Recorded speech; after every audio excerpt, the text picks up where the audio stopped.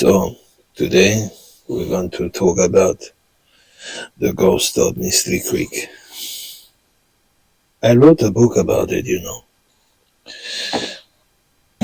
Come with me on this journey to Mistley on the Manningtree Essex border, where I will talk to you about Matthew Hopkins, the Witchfinder General, Mary Stoker, and Gregory Harmon. Okay, come with me. Please come with me. I don't want to be alone.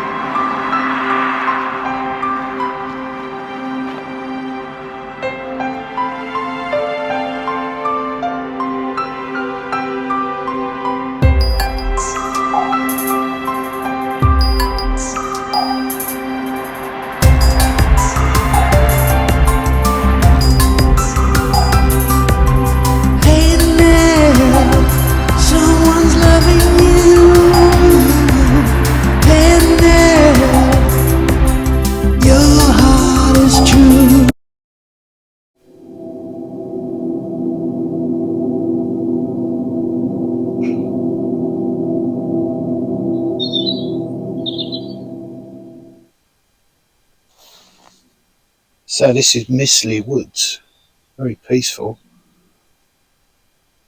It does have quite a dark, eerie side to it. Okay, so I've got to try and get across here.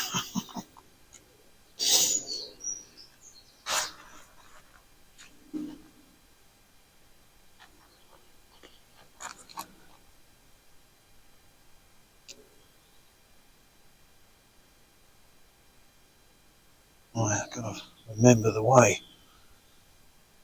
Let's try this track. Well, anyway, thanks for joining me, guys, on this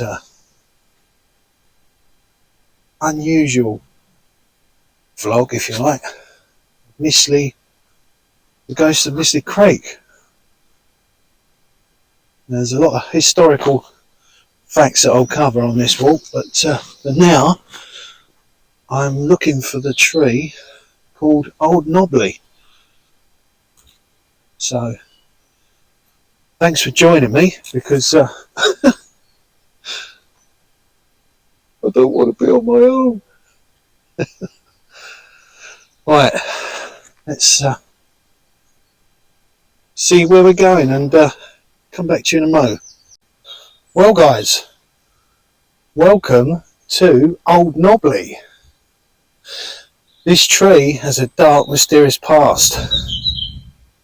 When Matthew Hopkins, the Witchfinder General, used to chase his victims, women that have been accused of being witches, they would run to these woods.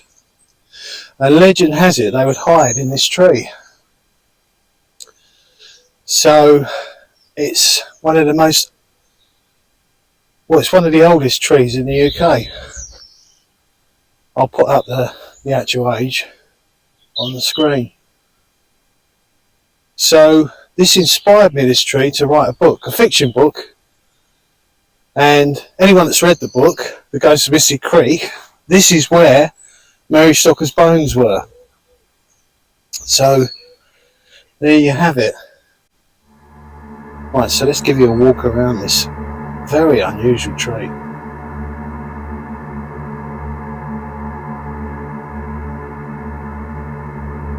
Just looks creepy, doesn't it?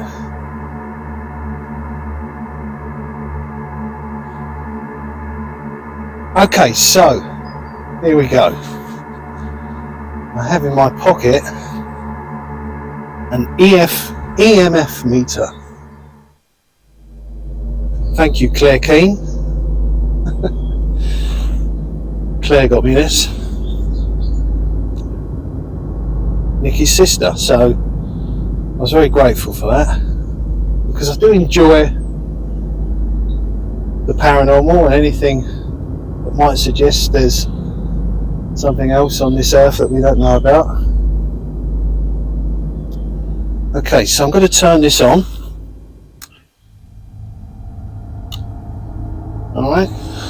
place it on the tree where we can see it. Right. We're going to ask some questions now. Okay, so firstly, I come in peace, but I generally do, and with no animosity. So, if any trapped souls are here or around this tree, please make it known by lighting up this meter.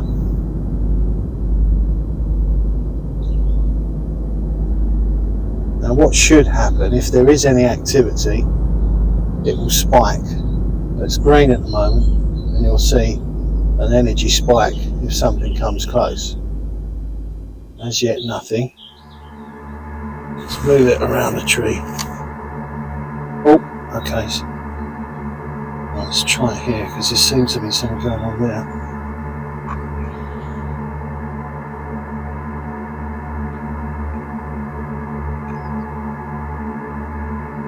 So, is there anybody here with me? Apart from you, the viewers, of course.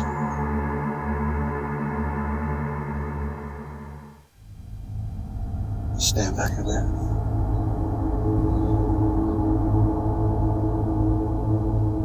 If there's anyone here, please make it known by lighting up this EMF meter. Did you see that, guys? Did you see that? Is there anybody there?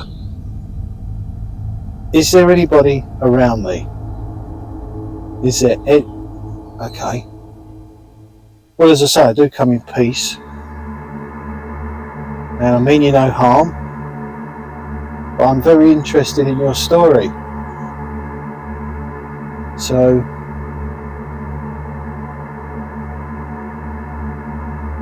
can you hear me? If you can, perhaps just spike the meter again. So can you hear me? You were here a moment ago. I saw you flash up. Stand back a bit, give you a bit of space. Is there anybody here with me? Okay. Nothing again. There we go. Okay. So you are here.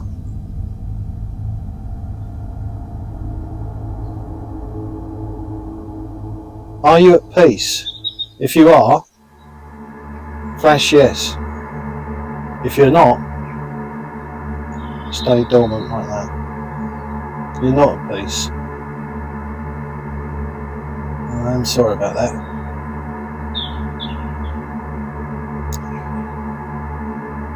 Are you one of Matthew Hopkins' victims?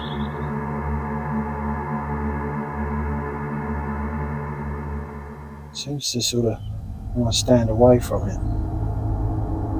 More of a sort of reading.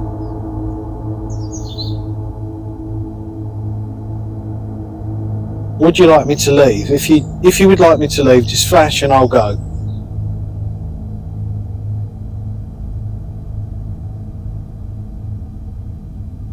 Would you like me to leave? It's suggested that you're quite happy me being here.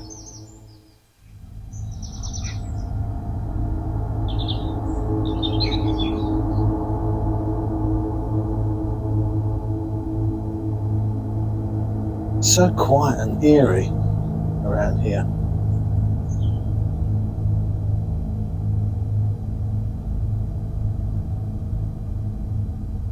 Anyway, thank you for letting me know you're here.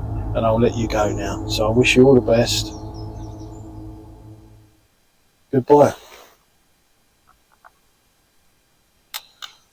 So, guys, for some of you that might have seemed a bit bizarre, but you have to give anything that we're not sure about, you have to give it respect in case there is someone listening, you see.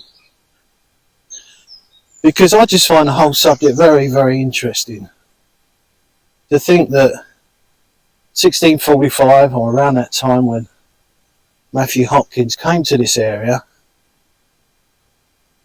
and accused women of being witches. This is the thing. And the villagers would also, if there was anyone a little bit bizarre, the villagers would all point the finger, and then it was the witchfinder general's job to hunt them down and get them to confess. And then, of course, they would be murdered, which is sad, really. But let's take you further into Mistley. It's got a fascinating past, lots of legends and historical facts along the way. But as I say, this tree is what gave me the inspiration to write the book, The Ghost of Matthew Creek.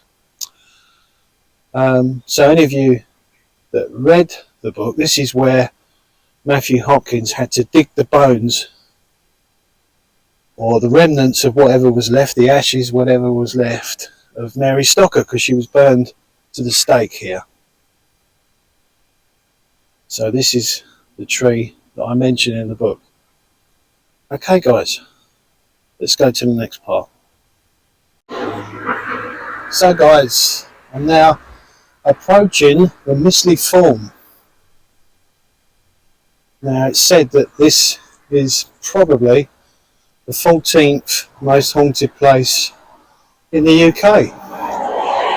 Google it if you're not sure. Now, although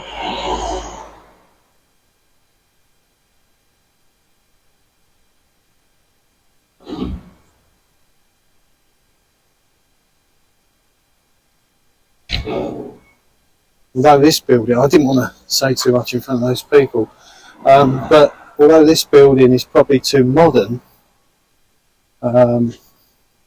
for Matthew Hopkins to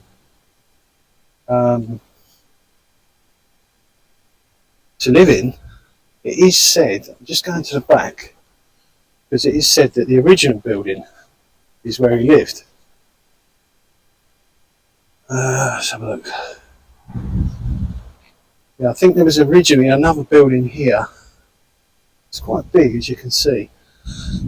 But one of the ghosts that does pop up is apparently him. So the original Fawn Inn is where he used to have his meetings, and he would then discuss a plan to find his next victim. So I'm on the lookout now for a pub called the Red Lion, and it's said that in 1645 Matthew Hopkins burst into the pub, called out a woman called Elizabeth Clark, who was 80 years old but said to be a witch. And sadly, they tortured her until she confessed to being a witch, and then they murdered her. So I'm going to try and find the Red Lion now. So I'm on my way to the Red Lion now. And this is Mistley Creek. This is basically the title of my book, is The Ghost of Mistley Creek. Now I'm not just here to plug that book, but I thought it was mad not to mention it, because this whole place gave me the inspiration to write that book. See, now in the distance there you can see some swans waddling around there along the pathway. Well, in the story, obviously, and legend has it that some of these swans are the trapped souls of the witches, because over here they used to tie some of these women to chairs, throw them in the river, and if they floated, there was a witch. If they drowned, there wasn't a witch. So they couldn't win, really. So they say that these swans on the opposite side are the trapped souls of the witches. Now they are known for being quite aggressive. But you know, it could be that's just naturally how they are, you know, if they're ever threatened. But they are generally left alone and very safe here. But this is the creek, and this is the bench I also feature in the book, and this is where Gregory Harmon and Mabel Braithwaite meet to talk about what they're going to do about Mary Stocker. And towards the end, they walk out into the creek. Won't tell you anymore in case you do read the book, but the tide's out at the moment, but it's normally quite a beautiful spot, really. See if I can get closer to those swans, because they are quite something, really.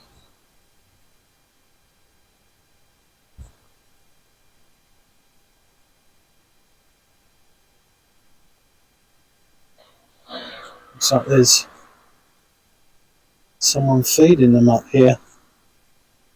To be honest, they don't look aggressive. They look like there's a couple of children up there, and the swans look very gentle around them. Anyway, I won't invade their privacy.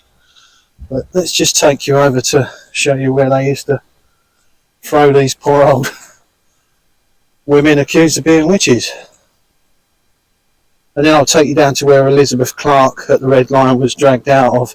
Apparently she had one leg and no tooth as well, so poor old girl had nothing going for her. And she obviously looked a bit odd. And in those days it was quite unusual to live to that age, so I thought, oh, she's got to be a witch. Obviously she wasn't, but she was accused of being one. So, this is... it's more of a lake, really. This is where they used to throw them over here. And if they drowned, they were innocent. If they floated and lived, they was a witch. And then they were murdered anyway. So, as I say, they didn't have a chance, these poor ladies.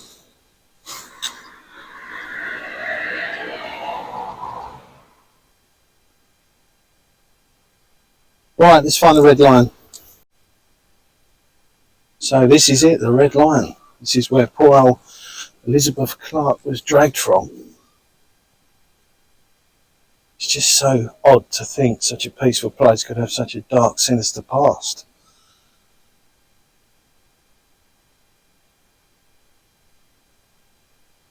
The Red Lion, 1605. And that happened in 1645. And I believe there was another building here at one point. But someone said that Matthew Hopkins lived there, but I'm not sure. I'll have to look that one up. So, I'll take you for a little walk around. This comes under Manning Tree, actually.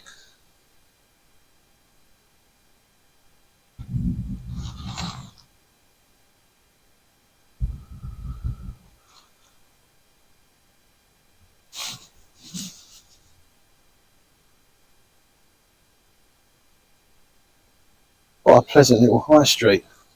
But Manningtree and Mistley are pretty much joined together, and they're on the Essex border and Suffolk. So you're just outside Suffolk here, really.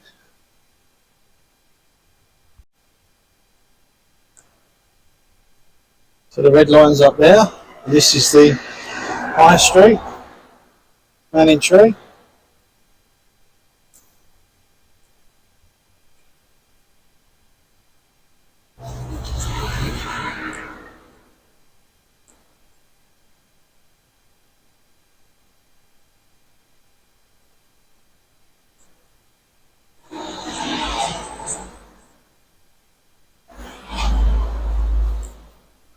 Do love a charity shop.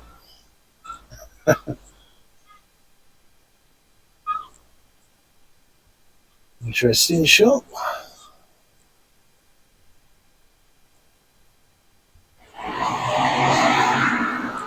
That looks quite inviting over there, the Luca.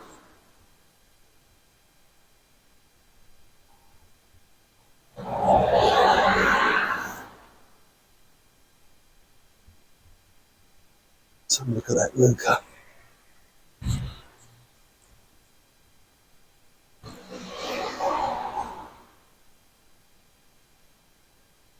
I can't see much really.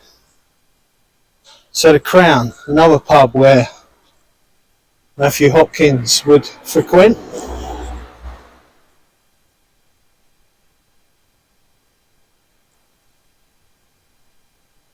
memorial here in memory, sacred for all the time of the military men who fell in the Great War, First World War 14 to 19.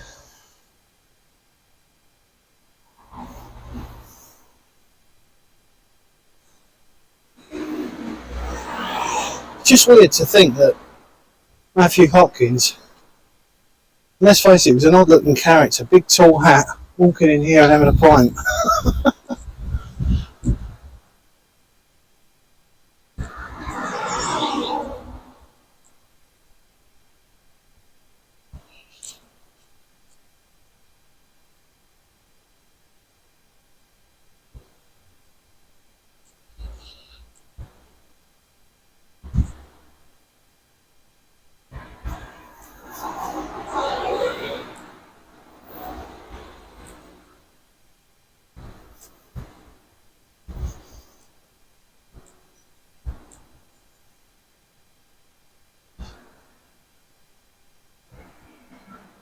This takes you back down to that road to Mistley where the swans were, you know.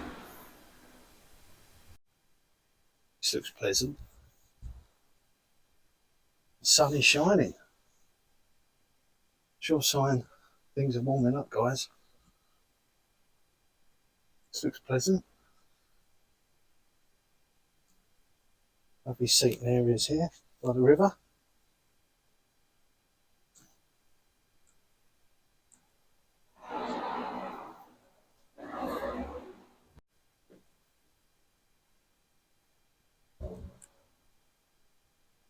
And Cafe Rio over there.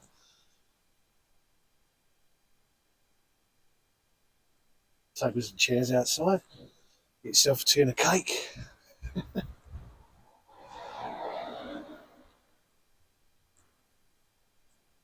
Right, just going to show you the other side of the high street, and then that's probably about it really, guys. There's a lot more to these villages, but I don't want to bore you. I want to keep it, I wouldn't say short and sweet, but just enough to give you a taste. Manningtree Library.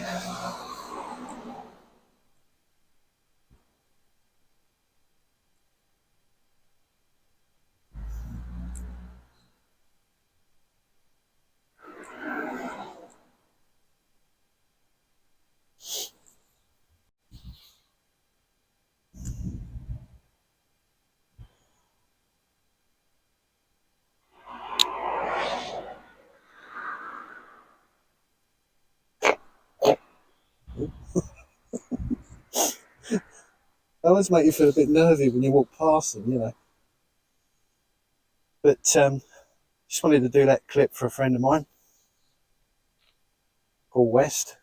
He represents Swan Patrol in Thamesmead, where he takes care of all the swans and makes sure they don't get injured or attacked. There's been a lot of abuse to the swans in that area. So well done, Paul West, for protecting the swans.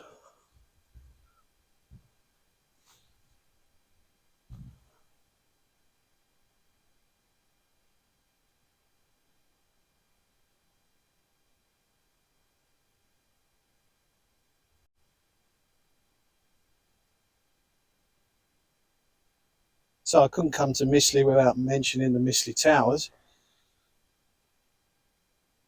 It says there, these two towers are all that survive from the church that was originally built in 1735, but remodelled by Robert Adam in 1776.